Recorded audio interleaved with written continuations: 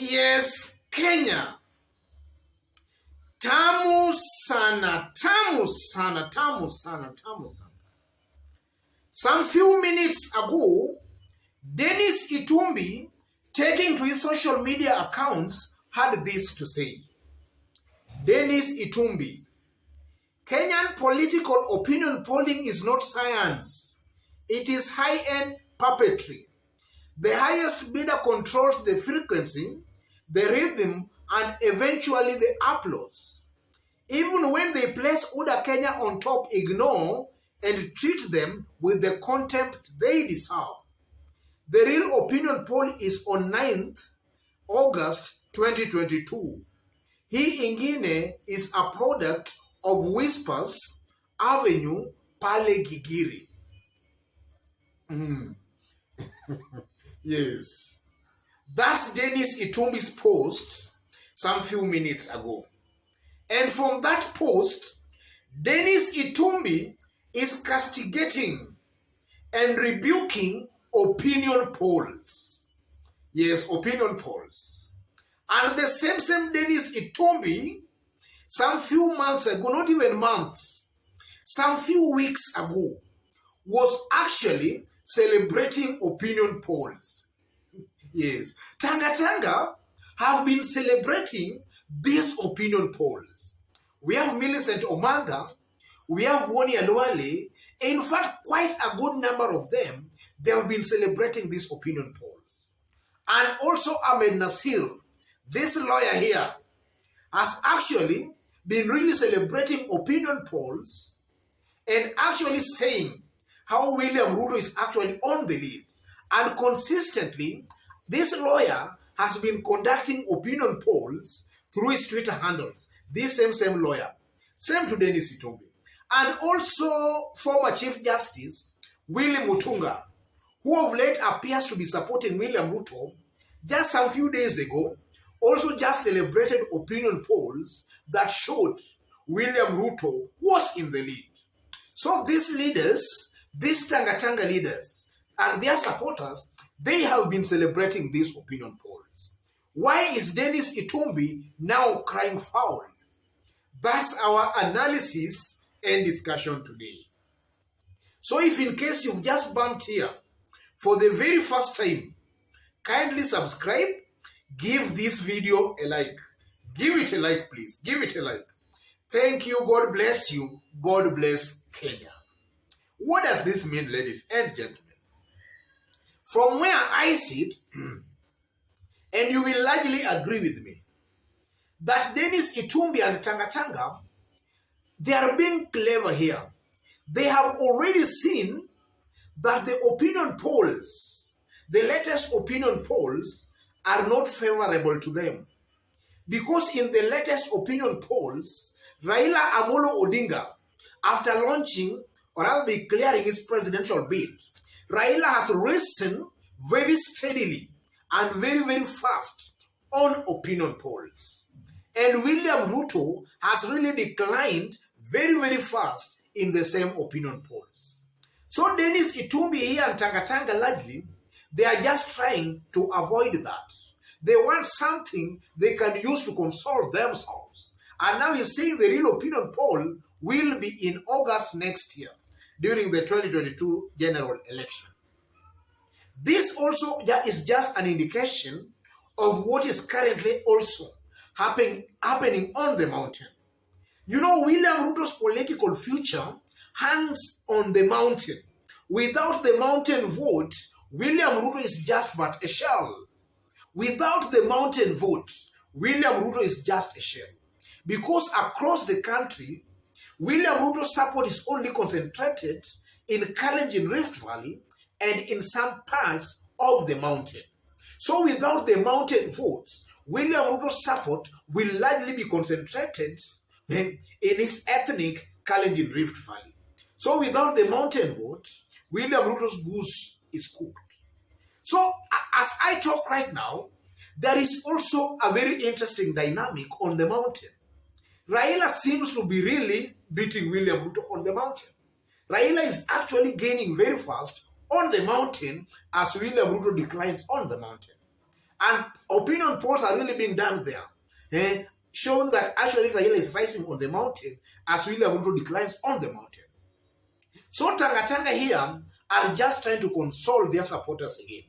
You know, this same Denis Itumbi is the same person who has all along been stating that Uhuru Kenyatta was actually weakening Raila Amolo Odinga behind the scenes. And such talks were really exciting Oda and Tanga supporters. Denis Itumbi, for some times, he had been insinuating that. But of late, he has gone silent because now it's clear to everybody that President Uhuru Kenyatta is not actually weakening Raila Amolo Odinga, but is actually making Raila Amolo Odinga strong for the presidency.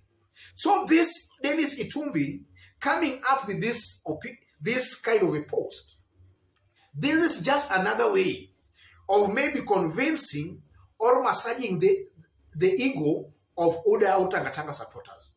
But the truth on the ground, ladies and gentlemen, and to Tanga supporters in this forum, rather watching me here, your man William Ruto is losing votes, and not only losing votes on the mountain, but is losing votes across the country. That is the truth, and that's the reality of our politics as it is today in Kenya.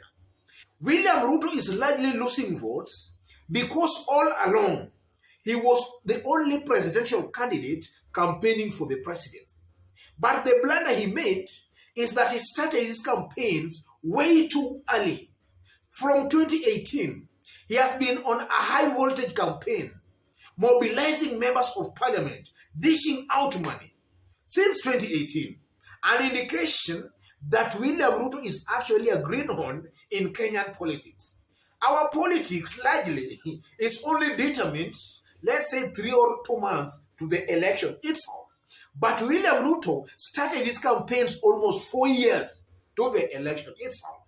So it's only natural that now that more candidates are announcing their candidature, Raila just announced this recently, it's just common sense that Raila's popularity has to rise. And now that William Ruto announced his candidature way too early, I tend to believe Kenyans have gotten bored with that. They want new things. So as other candidates emerge, it's only common sense that William Ruto's popularity has to decline.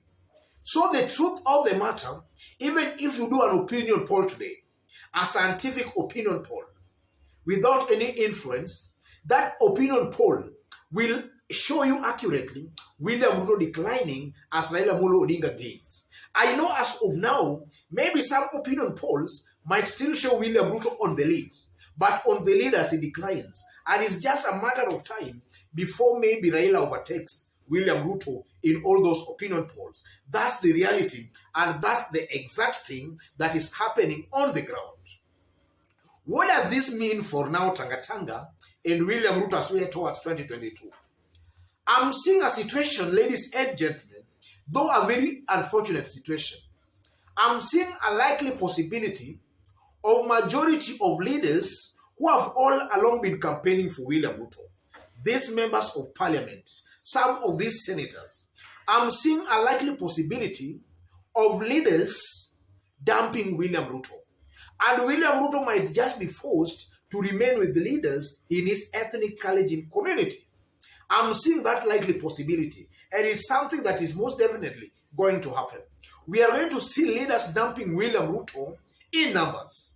And they're going to dump William Ruto because their ground, or rather the areas they come from, will be very, very hostile to William Ruto. And I'm seeing their grounds will be hostile to William Ruto because there is a precedent that has been set in Kenya. Somebody contesting for the presidency for the very first time, previous results have shown that that candidate, if he performs better, he only largely gets votes from his ethnic community. And in 2022, William Ruto will not be an exception. He will most definitely get votes from his ethnic Kalenjin community. That's why I maintain that we are going to see very interesting things happening as we head towards 2022 election. So what William Ruto should do as a man, he should be alive to that reality. And he should now accept things as they are. Because if he still continues to to live in that maybe kind of a euphoria, then it will not really be good for even himself, because he will be hurting himself, because he will be seeing his popularity really dwindling to some very low levels. But he should be man enough and accept things as they are. That's what a smart politician actually does. He has to accept that, and his supporters too must also be prepared for that. We want a peaceful country, a country that each and every person has a right to vote for who they wish or desire to vote for. That's the country we want.